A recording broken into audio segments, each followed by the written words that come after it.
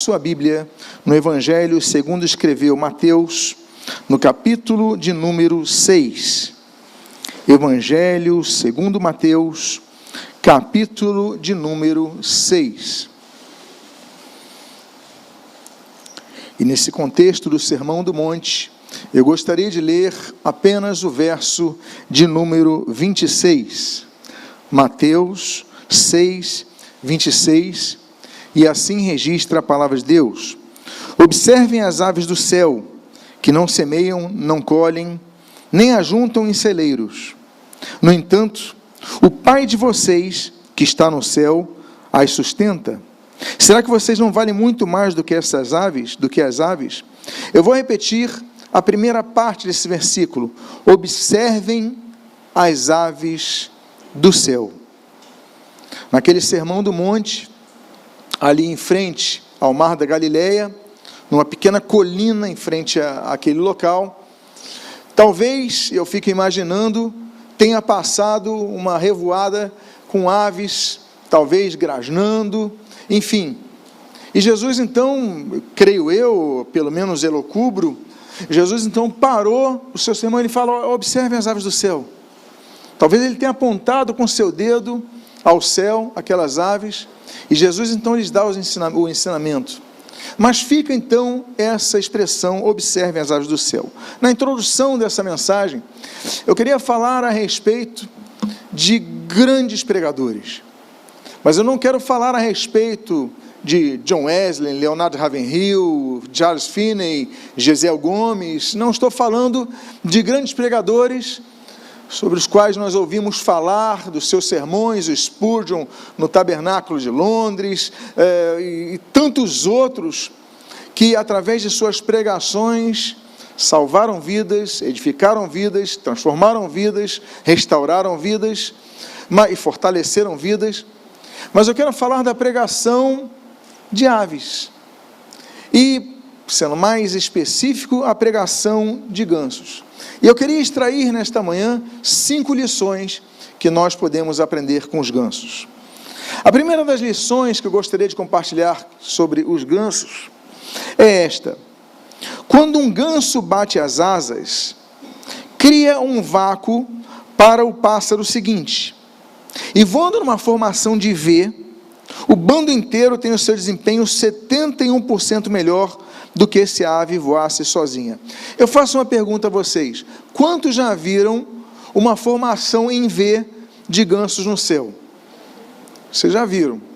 Então você pode entender que aquilo não é por acaso, não é uma questão estética que eles escolheram, olha, vai ficar uma formação bonita.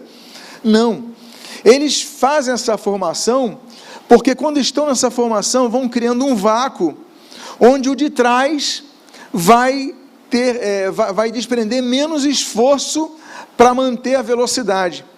E quanto você mais próximo, aquela força das asas do pássaro da frente vão ajudando o pássaro de trás, que vai ajudando o outro, que vai ajudando o outro, e naquela formação, na inteligência que Deus deu aos gansos, então eles vão tendo desempenho melhor do que aquelas aves que voam sozinhas.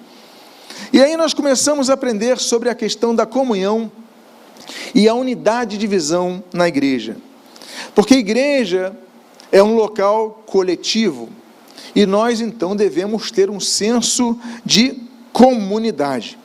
Quando nós temos um senso de comunidade na igreja, nós mesmos, de maneira individual, temos um desempenho melhor do que quando nós ficamos isolados desse senso de responsabilidade. Quando andamos juntos, e aí eu coloco esse texto que eu estou lendo aqui na tela, quando andamos juntos, unidos, numa só direção, em um mesmo movimento, nós consumimos menos energia, tanto em termos espirituais como emocionais, e assim conseguimos alcançar nossos objetivos sem enfrentarmos desgastes de quem vive uma vida cristã de maneira isolada.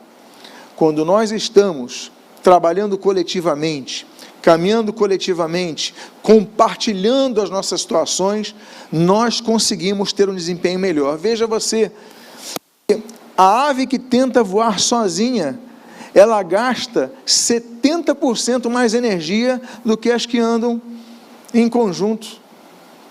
Quando você tenta se isolar, viver uma vida cristã isolada, viver uma vida eclesiástica isolada, apesar que para mim isso é uma contradição até em termos, afinal de contas, e aqui eu faço parênteses, não existe igreja de uma só pessoa, porque o termo eclesia em grego é um termo coletivo, significa assembleia, os que estão reunidos, trabalho em plural, não existe reunião de uma pessoa.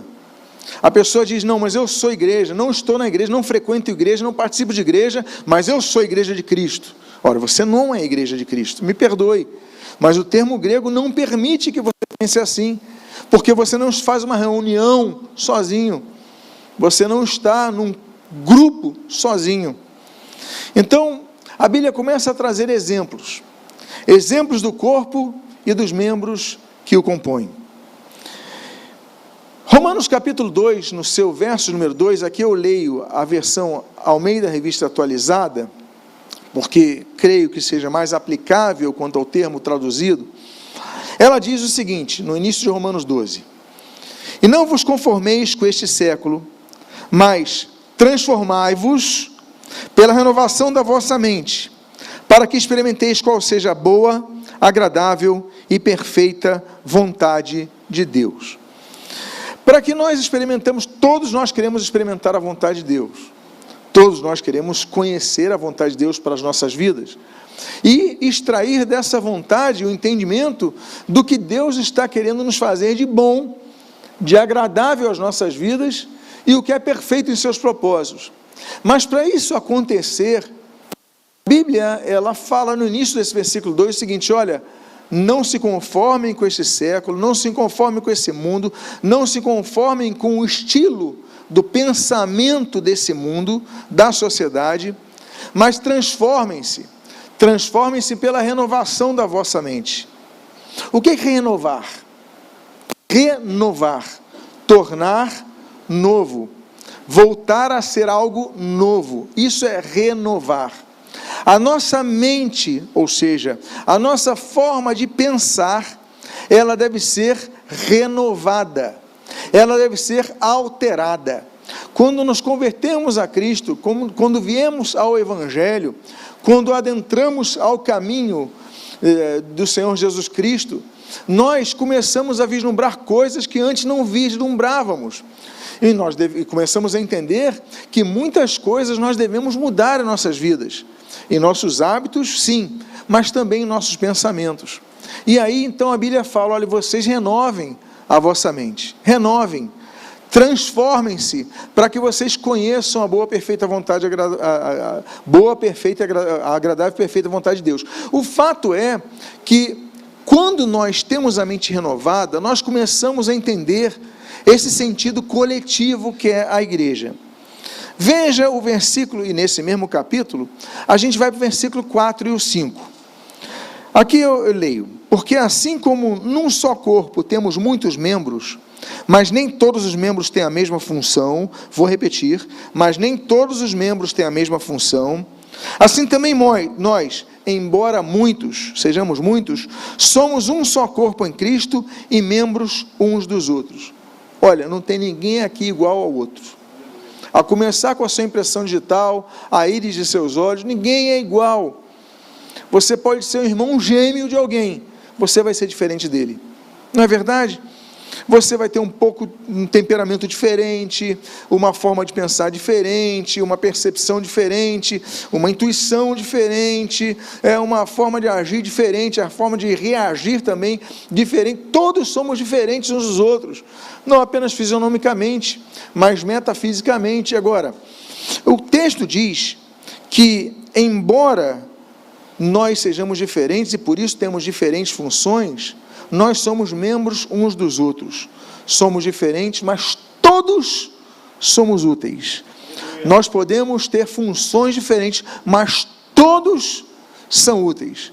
E aí ele usa o exemplo do corpo, sobre o qual depois eu vou falar, mas todos têm responsabilidades distintas, mas com utilidade grande. Os gansos, eu fico me perguntando muitas vezes sobre o mundo animal. Eu não sei aqui quantos têm mais de um cachorro em casa ou mais de um gato? Você podia levantar a mão se você tiver mais de um. Ok, são poucos os que têm mais de um. Mas você consegue perceber diferença entre eles? Eu não sei também se são da mesma raça, né? Eu nem perguntei isso, mas aqueles que têm ou gatos, ou principalmente, né, ou cachorros, vocês conseguem perceber, vocês que levantaram a mão, diferenças entre eles? Temperamento, maneira de agir, a forma de expressar carinho, a forma de pedir comida, eles são diferentes. E se nós percebemos isso nos gatos e nos cachorros, com os quais nós temos um convívio doméstico, eu fico imaginando que também é o mesmo nas aves do céu. É que a gente não percebe que ele não convive tanto assim. Não há uma expressão de uma referência de sentimento. Não há uma troca como existe com os cachorros, com os cães e com os gatos. Você vê a ave lá distante e tal, mas eles também são diferentes. Os gansos também são diferentes. Alguns mais temperamentais do que outros. Alguns são mais reativos do que outros, são alguns mais calmos que outros. Mas note, quando eles voam na formação de V, eles abrem mão de suas diferenças para estarem unidos num só propósito. Eles abrem mão de tantas coisas, porque eles entendem, mais importa eu estar unido do que separado, até porque, estando unido nessa formação de V, eu vou me desgastar menos e alcançar o propósito de maneira mais efetiva. E aí nós temos então a importância da unidade da visão. Quando nós falamos sobre a igreja dos Coríntios, quando nós falamos sobre os dons espirituais, a gente fala sobre o dom de línguas, a gente fala sobre a interpretação das línguas, a gente fala do dom da profecia, a gente fala desses dons que são muito expostos publicamente, são muito publicáveis, são muito observáveis, mas nós nos esquecemos que esses dons que são mencionados em 1 Coríntios 12 e 1 Coríntios 14, por exemplo, eles são uma situação que caracteriza a igreja de Corinto, mas que no capítulo 3, ou seja, antes dele escrever sobre os dons, ele escreve algo muito duro sobre aquela igreja. Era uma igreja muito distinta. Por quê? Veja o que ele diz no capítulo 3, versículo 1 ao versículo 3. Eu, porém, irmãos, não pude falar a vocês como a pessoas espirituais, e sim como a pessoas, o quê? Carnais. Como a crianças em Cristo. Eu lhes dei leite para beber, não pude alimentá-los com comida sólida, porque vocês ainda não podiam suportar, nem ainda agora podem, porque vocês ainda são o quê?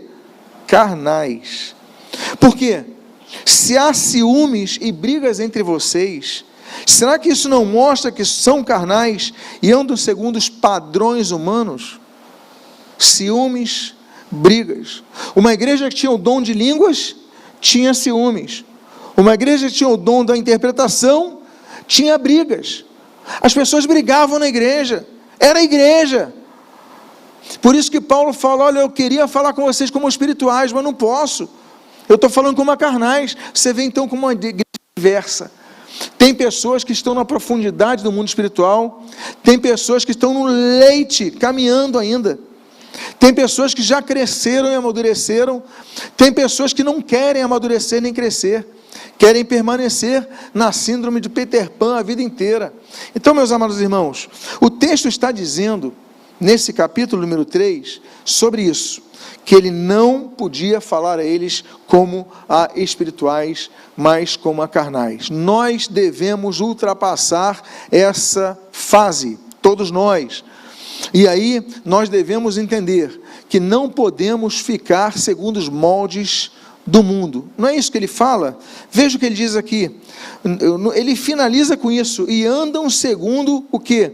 Os padrões humanos. Olha, mas eles não são humanos? Por que Paulo os recrimina, os critica por andarem segundo os padrões humanos se eles são humanos? Ora, porque o nosso padrão que nós devemos seguir, ele é acima do nosso. Paulo mesmo, ele fala ali em 1 Coríntios 11, versículo 1, o seguinte: sede meus imitadores como eu sou de Cristo. Nós temos um padrão muito superior para imitarmos. Então, por isso que ele fala, transforme, não vos conformeis com este mundo, não vos conformeis com este século, não vos conformeis com a maneira de pensar do mundo, ou seja, não vos conformeis com os padrões humanos, mas procurem transformar a vossa mente para que vocês não fiquem brigando, para que vocês não fiquem discutindo, para que vocês não fiquem em questões infantis e de vaidade humana, mas que vocês ultrapassem essa fase e vocês sejam pessoas mais maduras na fé. E é isso que Deus espera de nós. E é isso que, quando nós olhamos uma formação em V dos gansos no céu, nós ficamos maravilhados, porque eles falam, a gente vê assim, poxa, eles abdicaram do ritmo deles, da vontade deles, e eles se colocaram uma formação para atingirem a meta de maneira mais efetiva, mais rápida e se desgastando menos. Aí nós vamos para 1 Coríntios capítulo 1, versículo 10. E o texto diz: irmãos, pelo nome de nosso Senhor Jesus Cristo, olha como ele começa essa frase, a coisa é séria. Irmãos, pelo nome de nosso Senhor Jesus Cristo, peço-lhes que todos estejam de acordo naquilo que falam e que não haja divisões entre vocês, porque havia divisões na igreja de Corinto. Pelo contrário, que vocês sejam unidos no mesmo modo de pensar e no mesmo propósito. Que aula nos dá Paulo? Que aula nos dão os gansos? Os gansos parecem que ouviram Paulo pregar. Porque, meus amados, cada um tem um ritmo. Cada um tem um ritmo. Cada um tem um objetivo. Cada um tem um modo de pensar. Isso é normal, é natural. Mas a Bíblia nos mostra que nós devemos nos esforçar para andarmos em sintonia. É que nem o casamento. O casamento são duas pessoas diferentes ou são duas pessoas iguais? A formação delas são as mesmas? Geralmente não, são muito distintas. São famílias diferentes, hábitos diferentes. Mas quando se casam, elas aprendem que elas devem ter objetivos comuns, devem andar no mesmo ritmo, e para isso acontecer, devem abrir mão de algumas questões, não é verdade?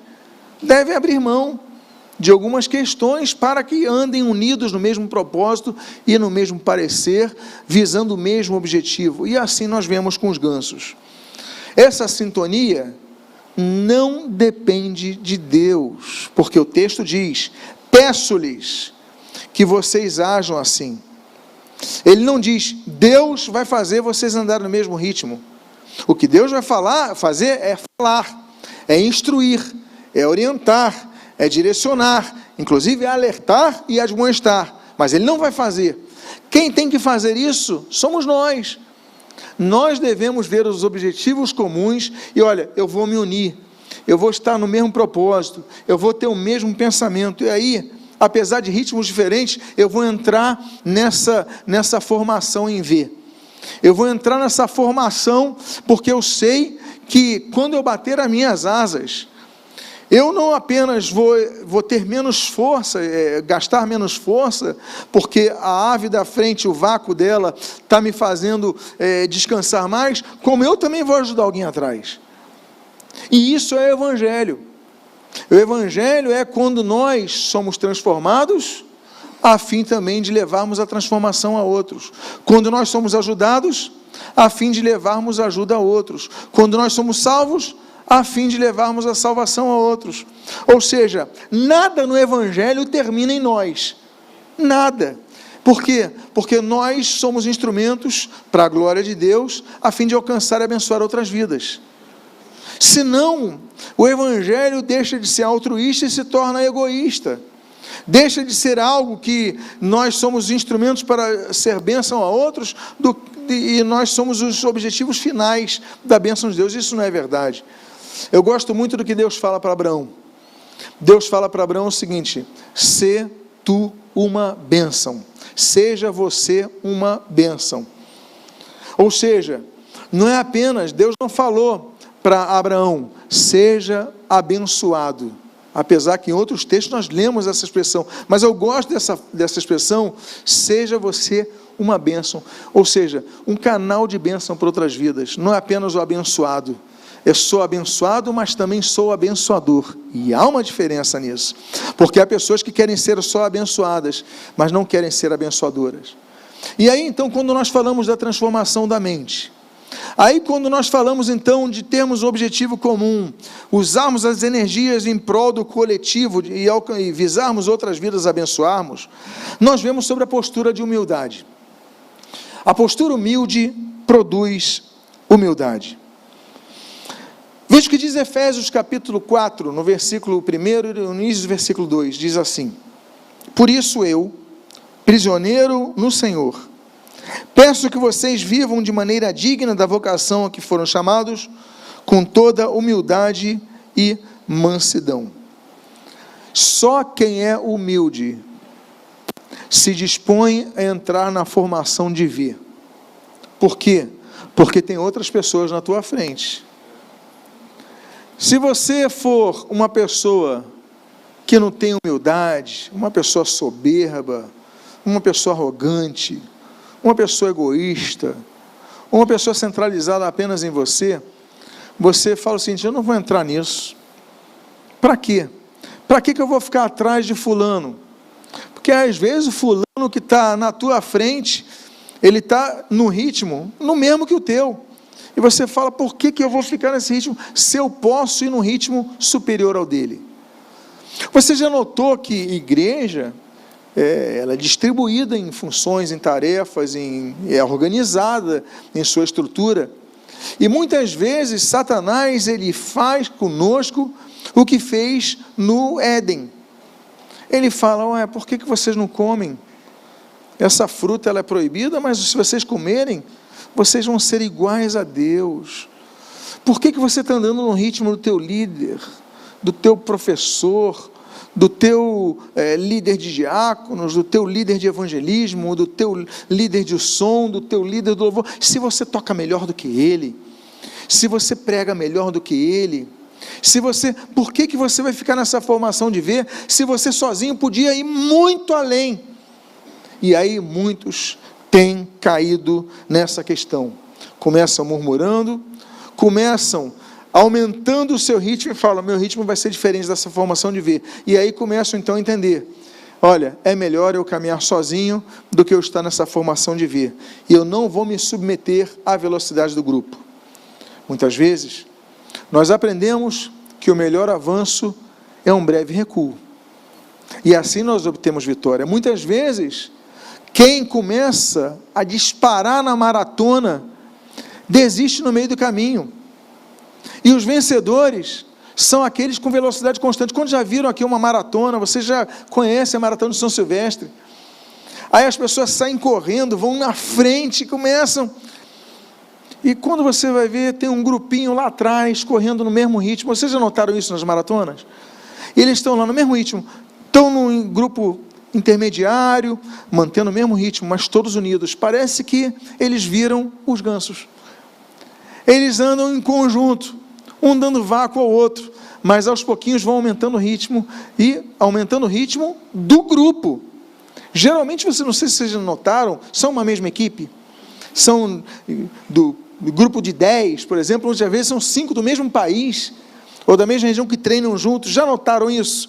Por quê? Porque eles entendem que quando eles trotam, quando eles correm no mesmo ritmo, conjuntamente, andando unidos, eles têm mais chance. E quando vão chegando no final, eles vão entendendo, na maratona ali, agora já temos aqui o ritmo, então cada um vai dando o seu ritmo pessoal. Mas o fato é que para alcançar esses seus objetivos, eles entendem que devem andar no mesmo ritmo, e aí nós devemos lutar. E temos uma luta constante para preservar a unidade. Veja o que diz o próprio Efésios, que nós lemos, 4, só que agora os versículos 2 e 3. Final do 2, o versículo 3, diz assim: suportando uns aos outros em amor, fazendo tudo para preservar a unidade do Espírito no vínculo da paz. Quando eu era criança, eu li esse texto, eu entendia errado. Eu pensava o seguinte: eu não suporto fulano, eu tenho que aturar ele. Para mim isso era suportando uns aos outros. Olha, eu não suporto ele. Suportando eu entendi assim. Mas depois eu entendi que suportando é dar suporte. Suportando então não é você aturando o outro, é você ajudando o outro. E há uma diferença. Então, em primeiro lugar, nós devemos dar suporte uns aos outros, em amor. Depois o texto diz, nesse texto que você está lendo, o seguinte: fazendo tudo para preservar a unidade do Espírito.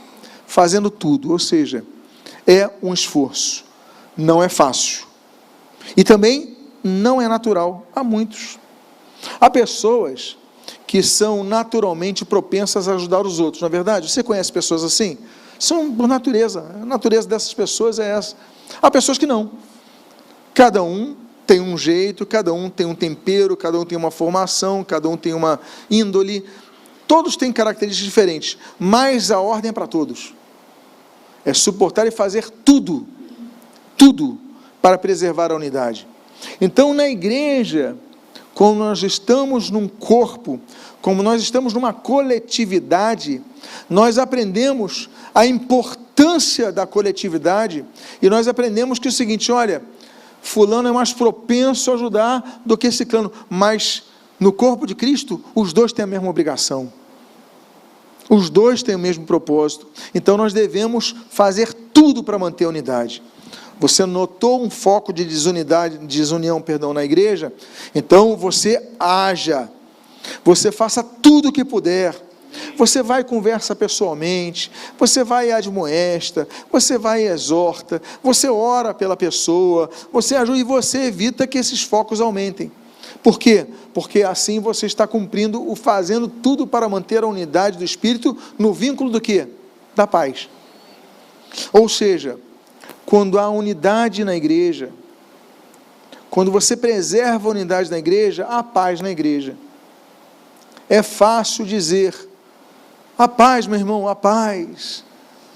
Mas muitas vezes não há paz entre vocês. Tem que haver paz. Como? Lutando, fazendo de tudo para preservar a unidade do Espírito na igreja. Falamos da primeira lição. Vamos à segunda lição dos gansos. Estamos aprendendo com os gansos.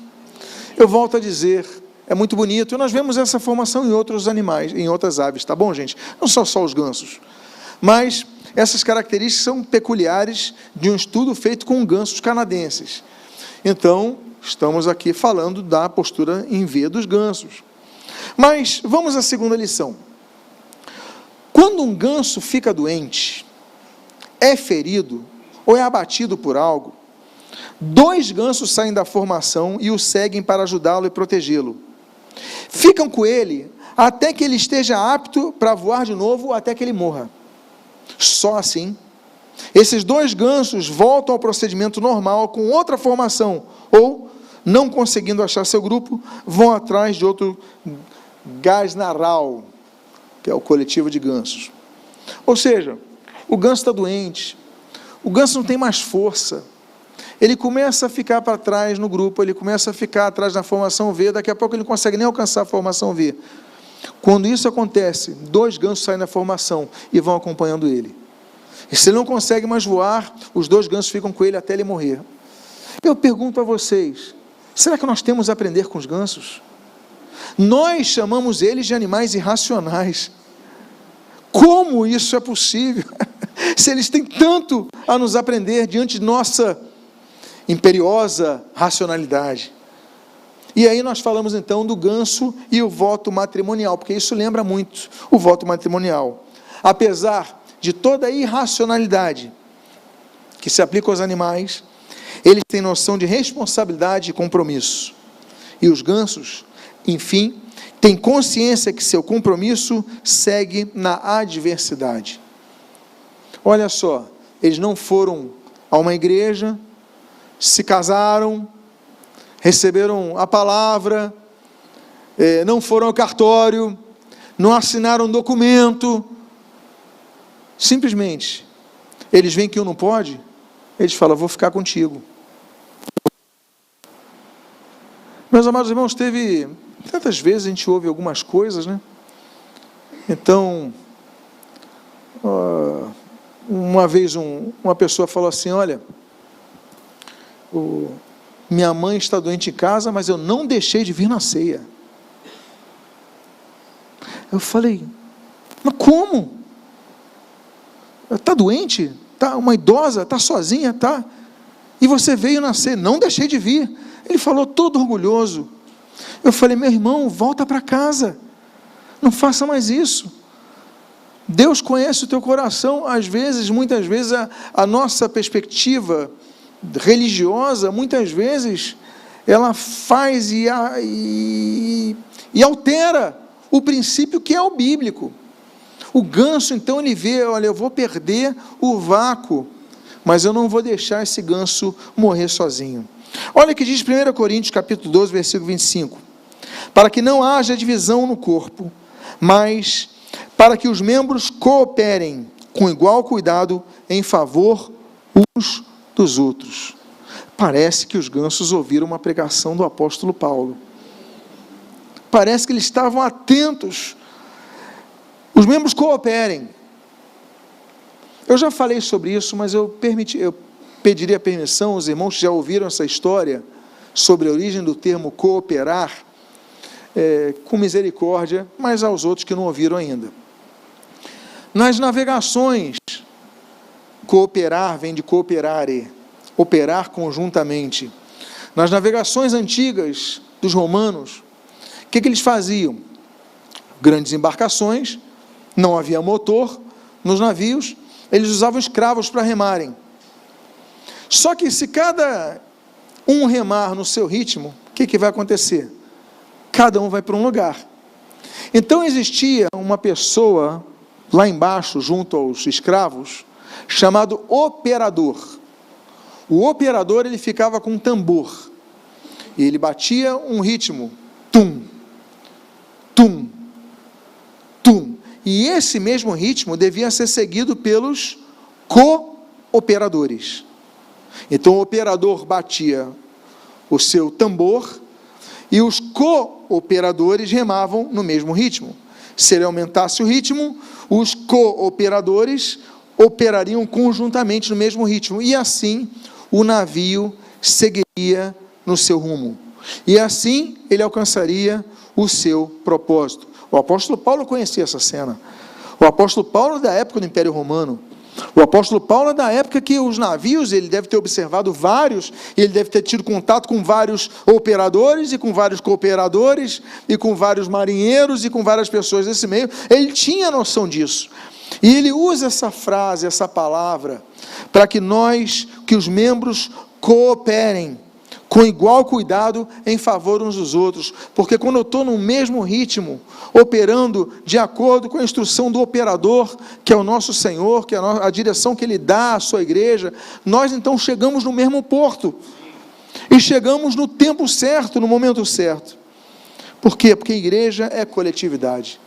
Tanto é que no versículo seguinte, versículo 26, nós lemos, de maneira que, se um membro sofre, todos sofrem com ele, e, se um deles é honrado, todos os outros se alegram com ele. Então, o sofrimento de alguém é algo que não é experimentado somente por esse alguém, mas é algo coletivizado. A igreja se une, a igreja ora, a igreja dá o seu ombro para chorar, assim como a igreja se alegra. E aí a pessoa consegue algo, a pessoa vence, e aí todos se alegram, porque isso é o sentido de coletividade da igreja. Outra questão, os gansos não culpam os patos. Como você vai saber que alguém está sofrendo, se o pastor da igreja não chamar a pessoa na frente e falar, olha, fulano está sofrendo? Você só tem uma forma de saber, sem depender de um anúncio público do pastor da igreja. Sabe qual? Convivendo com a pessoa. Olha a importância dos grupos pequenos, a importância dos grupos de vida, a importância dos grupos dos músicos que se unem, a importância dos grupos dos casais, a importância de você estar em pequenos grupos. Porque quando você está no pequeno grupo, o pequeno grupo vai saber, às vezes o pastor nem sabe, mas o pequeno grupo vai saber, e vai orar por você, e vai te apoiar. Então, isso é importante, porque muitas vezes você fala, poxa, mas como é que eu posso? Eu estou sofrendo sozinho, ninguém sabe, o pastor não me chamou na frente. Aí você murmura, aí você reclama. Às vezes o pastor se esquece, gente. Às vezes ele tem outras coisas na cabeça, às vezes ele está pensando na mensagem, e se esquece de algumas coisas. Se ele não notar tudo, se esquece. Aí ele já tem um monte de coisas, aí chega na igreja, surgem mais informações, então você fala, não lembrou, não falou de mim. Mas quando você está num grupo menor, numa comunhão entre os irmãos, numa confraternização constante, você fala com o irmão, olha, estou sofrendo isso, estou passando, e as pessoas vão se unindo, vão se ajudando, e não é isso que acontece? A igreja viva é isso. Igreja viva, ela caminha sem a dependência de um microfone. O microfone é importante, a direção do púlpito é vital, mas a igreja caminha. A igreja caminhou por séculos, e com o Espírito Santo abençoando vidas para abençoarem outras vidas. Então, de quem é o culpado pelo individualismo? A culpa é do pastor, a culpa é do governo, a culpa é da internet, a culpa é de quem? A culpa não é de nenhum bode expiatório. Nós podemos dizer que a culpa não é dos patos, a culpa muitas vezes é nossa. Nós reclamamos que as pessoas não nos dão atenção quando nós não nos abrimos para que elas venham a dar atenção para cada um de nós. A gente reclama que não conhece os nossos problemas quando a gente não convive com ninguém para saber os nossos problemas. Então nós reclamamos muito e muitas vezes sem nenhuma razão. Volto a dizer, se você, se eu, se cada um de nós formos um ganso instruído, a gente não vai culpar os patos, vai entender que a culpa é nossa. Falamos de 2 lições. Vamos caminhar para a terceira lição dos gansos? Quantos têm aprendido com os gansos nessa manhã? Vamos à terceira lição.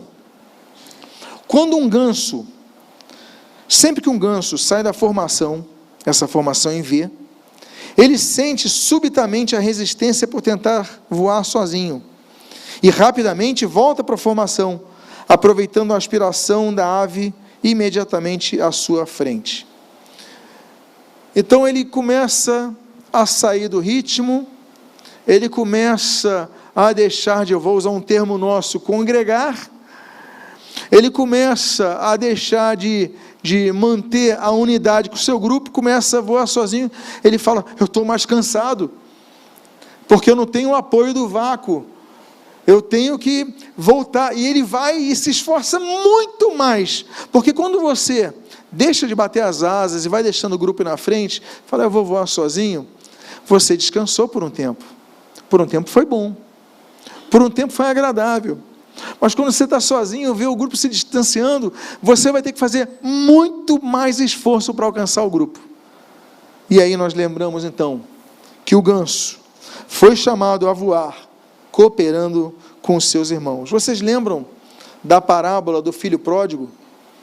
O filho pródigo, ele tomou uma decisão na sua vida, ele falou, vou caminhar sozinho, longe da minha família, longe do meu pai, do meu irmão, longe da minha casa. Depois ele se arrependeu, e a volta foi dura. Não fosse a misericórdia do pai, que lhe deu tudo, mas, e é como nós vemos, e como nós aplicamos esse texto, perante a palavra de Deus, né, o pai está disposto a recebê-lo de volta, mas o caminho é muito mais difícil. Quando você sai, o esforço é muito maior. E você muitas vezes, quando vai voltar, você volta na última posição. Você tinha uma posição na igreja, você tinha uma credibilidade na igreja, você tinha uma credibilidade na sua casa, você tinha uma credibilidade, e você, vou caminhar sozinho, depois você fala, não valeu a pena, vou voltar. Você vai ter que lutar para chegar em último, e para manter o ritmo ali. E meus amados irmãos, andar em grupo é cansativo, mas andar fora do grupo é mais cansativo ainda, e não compensa. Note que o grupo de gansos, quando um ganso sai da formação, e ele entende, ele aceita que o ganso quer voar sozinho, ok, voa sozinho, mas o grupo não diminui o seu ritmo. A igreja não pode parar. O ministério vai continuar avançando. Então, o ritmo não vai parar. E você, então, o ritmo não pode diminuir. Então, pessoas como esses gansos que não querem compromisso com os irmãos, quando retornam, reparam que a volta é mais cansativa. Mas eu digo uma coisa: se esse é o seu caso, vale a pena voltar. Se esse é o seu caso, é melhor você estar em grupo, porque você nunca estará sozinho. Vale a pena voltar. Ao ganso é ordenado que congregue. A vida cristã é uma vida de lutas. Não pense você que você se converteu, foi batizado, que você vai deixar de ter lutas.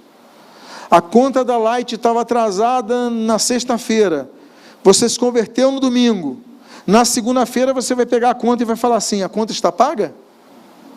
Quitado? Vai continuar atrasada. As lutas, elas estão na vida de todos, não salvos e salvos. Agora, o fato é que quando são enfrentadas isoladamente, elas são mais difíceis de ser conduzidas. Quando você compartilha com alguém, fica mais fácil, até porque podem vir sugestões, orientações, ajuda, o apoio ou simplesmente o ombro para que você possa chorar. Por isso que a Bíblia diz naquele texto que todos nós conhecemos, de Hebreus 10, 25, não deixemos de nos congregar, como é costume de alguns. Pelo contrário, façamos admoestações, ainda mais agora que vocês veem que o dia se aproxima. Amados irmãos, deixar de congregar é desobediência à palavra. É ou não é, conforme nós lemos aqui? Não deixe de congregar. Você fala: eu vou deixar de congregar. Você está desobedecendo a palavra. Não deixe de congregar, como é costume de alguns. Mas eu vou abrir exceção para mim e não vou mais congregar. Você está errando. E como todo erro, você vai colher consequências.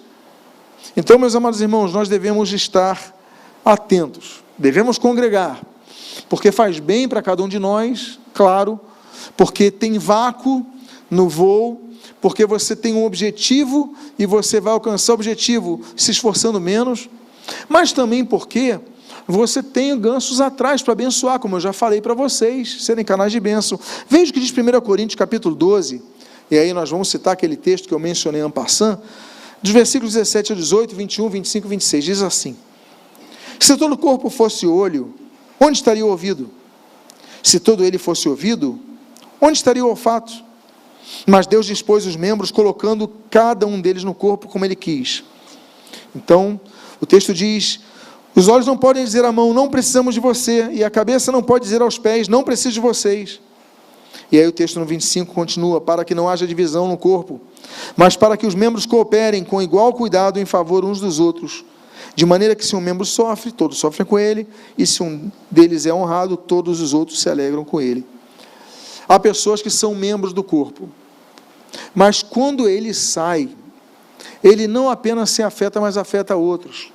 Há pessoas que são dedos na igreja, há pessoas que são a palma da mão, há pessoas que são o pulso, há pessoas que são o antebraço. Se a mão decide sair, ela não vai mais agarrar nada, ela vai ter menos efetividade do que se ela estiver no corpo.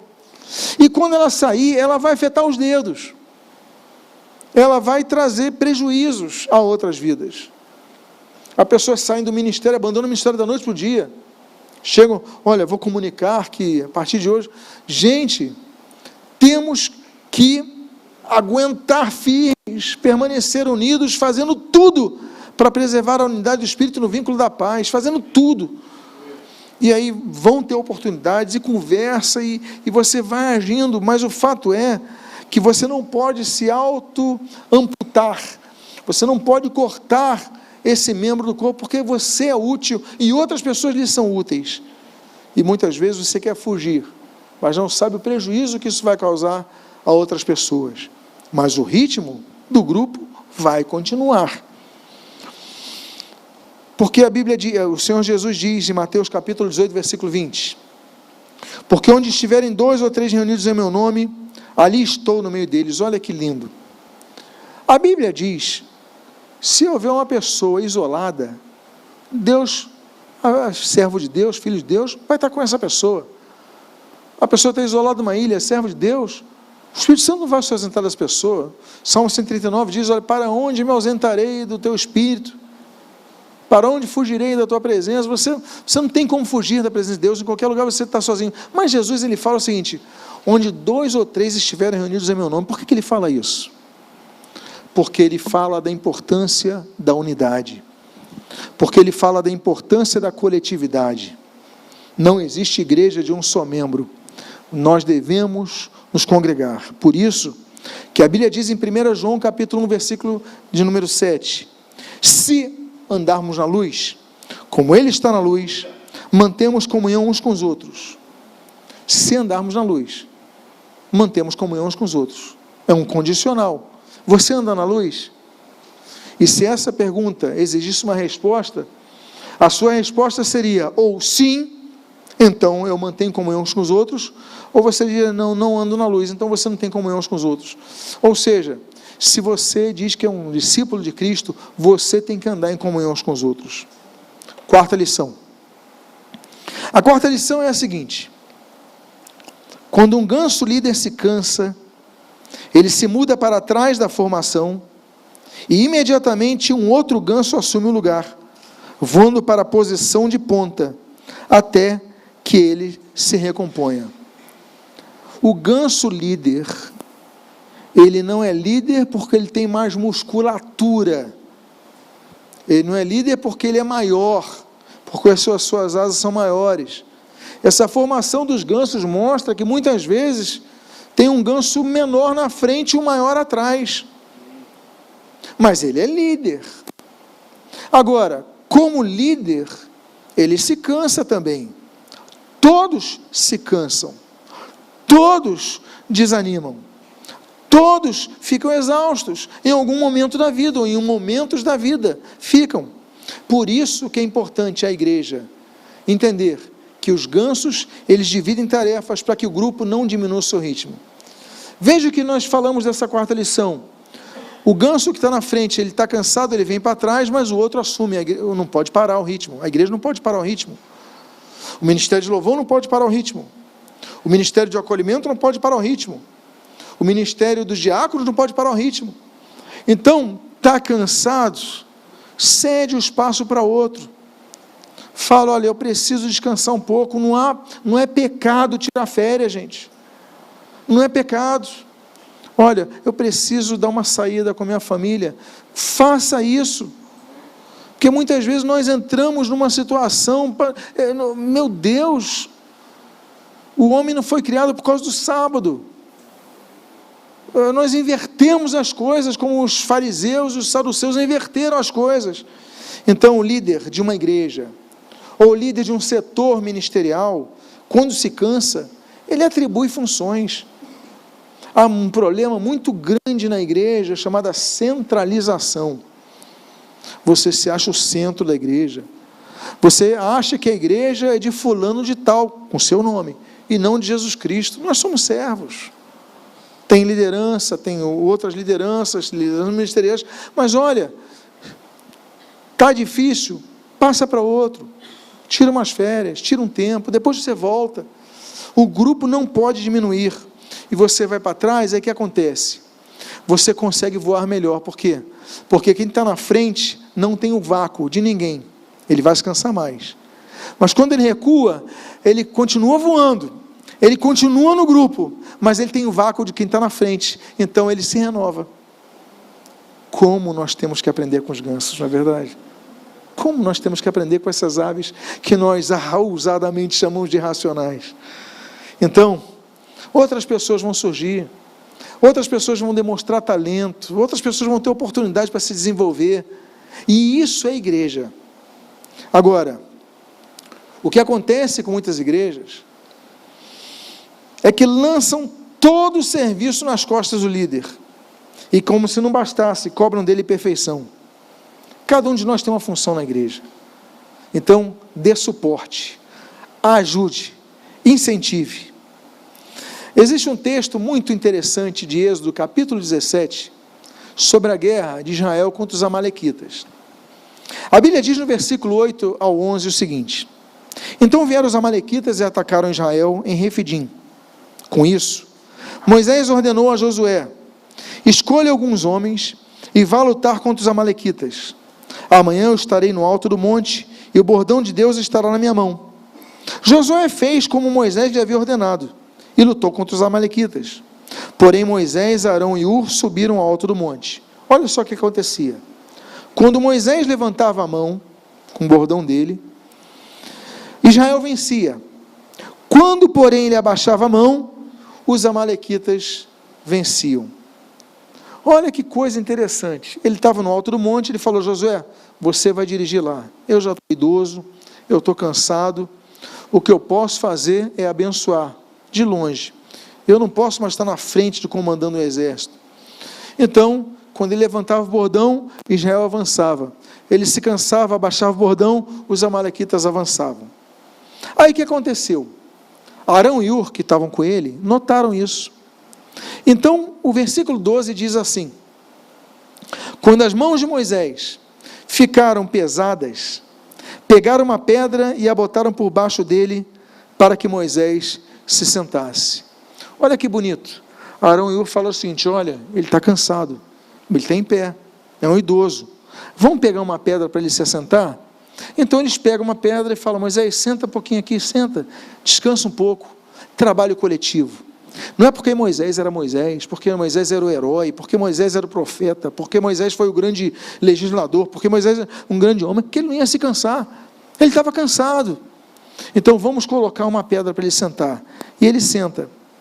E aí, uma parte muito bonita, mais uma parte muito bonita nessa história, é que nós lemos na continuação, no versículo 12 ao 13, que diz assim: e Arão e Hur sustentavam as mãos de Moisés, um de um lado e o outro do outro. Assim as mãos dele ficaram firmes até o pôr do sol, e Josué destruiu os amalequitas a fio de espada. Moisés não aguentava mais levantar o bordão. Arão e Hur então pegaram os braços dele, cada um de um lado, e levantaram, e Moisés ficou com o braço levantado. Nós vemos vários ensinamentos aqui que podíamos debater por minutos, por tempos, mas uma delas é o seguinte: mesmo distante você pode ser bênção para vidas. Mesmo distante, no alto da montanha, enquanto o exército está lá embaixo no vale lutando, você pode abençoar aquelas vidas. Segundo lugar, não é por você abençoar vidas que você não vai se cansar, você também se cansa. Terceiro lugar, você precisa entender em deixar o orgulho de lado e aceitar a ajuda dos outros.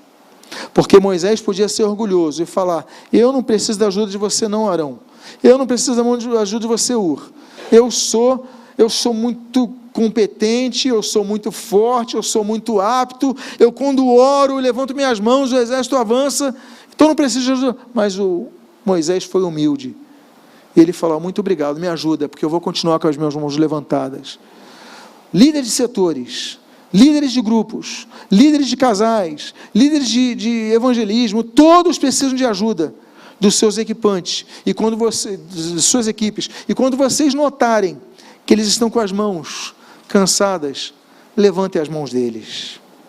E quinta e última lição, desses grandes pregadores que nunca na história usaram um microfone, que não sabem conjugar um verbo, que não falam idiomas compreensíveis, pelo menos a nós, eles grasnam, eles só grasnam. Mas é sobre isso que nós finalizaremos a nossa mensagem. A quinta lição que nós aprendemos com os gansos é: os gansos de trás, na formação em V, grasnam para incentivar e encorajar os da frente a aumentarem a velocidade. Quando começa a diminuir o ritmo, os de trás notam que o ritmo está diminuindo, eles começam a grasnar, a gritar de maneira mais intensa, para que os da frente, então, aumentem o ritmo. Algo semelhante que nós vemos, por exemplo, e o ganso, então, é o encorajador dos seus irmãos que voam com ele. Você está numa equipe ministerial, Você está ali não apenas para executar as suas tarefas, mas você está ali também para apoiar o seu líder e incentivar o seu líder a manter o seu ritmo, a não desistir, a não desanimar. Você então é encorajador, como os gansos das últimas fileiras são, encorajador para que ele mantenha o ritmo. Engrasnar, então, essa é a função dos gansos de trás. Os gansos da frente, o líder não costuma grasnar. Ele está gastando mais energia que todos os outros. Ele tem que poupar energia. Mas os de trás, que estão mais beneficiados, eles são incentivadores, eles são apoiadores, eles são ajudadores, eles são colaboradores, eles são cooperadores. Algo parecido que nós vemos, por exemplo, nos militares, quando estão marchando, não é verdade? A gente não vê os militares marchando ali, gritando e cantando. Quando já assistiram essa cena? Os bombeiros, enfim, eles estão lá correndo, um vai gritando e outros vão gritando e tudo mais, e um vai incentivando os outros para manterem o ritmo. Então, nós devemos incentivar, e isso é uma questão importante, não somente os que estão nas fileiras de trás, como o pastor faz, como o líder de ministério faz, de equipe ministerial faz, sempre incentivando você, mas os de trás têm que incentivar também os da frente. Isso é ser igreja. Igreja, então, não é um corpo de pessoas que são servidas, mas de pessoas que servem. E aí, então, eu caminho para o último versículo que eu vou partilhar com vocês, na finalização dessa mensagem. Vocês lembram que nós citamos Hebreus 10, 25, não deixemos de congregar como fazem alguns. Mas olha o que diz o 24, o que antecede aquele versículo, e eu leio finalizando. Cuidemos, olha os gansos aqui, cuidemos de nos animar uns aos outros, no amor e na prática das boas obras. Não deixemos de congregar como é costume de alguns, pelo contrário, façamos admoestações, ainda mais agora que vocês veem que o dia se aproxima. Eu vou repetir o 24, cuidemos também de nos animar uns aos outros em amor e na prática das boas obras. Então, você está numa equipe, anima os outros a praticarem, porque há pessoas que desanimam, há pessoas que às vezes estão no grupo mais para subtrair do que para somar. Não seja um crente corvo, seja um crente ganso, que você grasne, que você anime, que você fale, vamos avançar, vamos para frente, vamos conseguir, vamos atingir juntos o nosso propósito. Então, o meu desejo é que nessa mensagem, Deus possa ter abençoado a sua vida, que nós possamos olhar para os céus, e fazer como Jesus falou, observem as aves do céu. Observem, então, as aves com as suas formações em V, sejam gansos ou outras aves, e que você sempre, quando observarem as aves naquela formação, você fale, que eu seja um deles, e que Deus abençoe a sua vida, rica e abundantemente em nome de Jesus. Vamos ficar